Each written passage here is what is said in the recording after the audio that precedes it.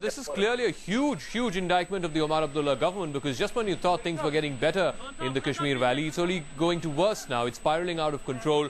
We've already seen 4 people killed in police firing in separate instances, and there are violent clashes being reported, not just in Srinagar, but in the districts as well. So Omar Abdullah, what's been his government's response so far? Has he spoken on the issue yet? Well, Zaka, absolutely no response has come from the government, none from the government or the police force or administration. No one has really come out openly and spoken about what has happened today and what was really the trigger. You know, if you recall, this entire incident started when last night there were reports of CRPF men chasing a group of boys in Batmalo area. And there, one of the boys reportedly jumped off the bridge and he drowned.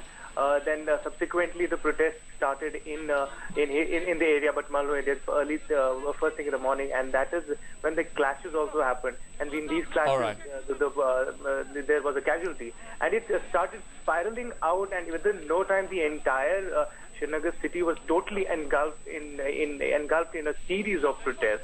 All right, clearly we thought it was a good couple of days when curfew was eased, not just in Srinagar but also in parts of South Kashmir as well. But clearly the situation is now spiraling once again out of control. Shujaul Haq in Srinagar for the moment, thanks very much.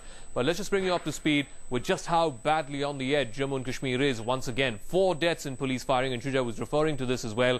They've triggered now a whole new wave of anger in the valley. Several people have been injured in violent clashes between people and security personnel. At least 10 media persons are among those who've been injured. This morning, a youth named Fayaz was killed during clashes with the police in Srinagar's Batmalu area.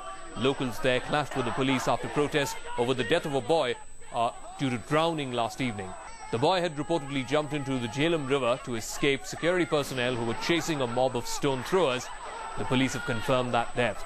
The body was then fished out of the river earlier this morning.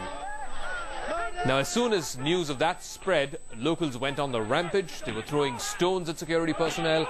The police retaliated, first with tear gas shells, and then they opened fire to disperse the protesters. In the process, a youth called Fayaz was killed in the firing. Later, a woman also fell, allegedly once again to police bullets. The latest casualty in police firing could make things worse for Omar Abdullah, whose government has been in firefighting mode. Curfew had just been lifted Sunday after days of unrest in the Kashmir Valley. And in the view of the spiraling situation, authorities have announced the closure of schools and educational institutions. Markets were also shut all day today in Srinagar. All right, the situation there spiraling once again out of control in Srinagar. We'll wait for Omar Abdullah's response to this big challenge to his government's authority.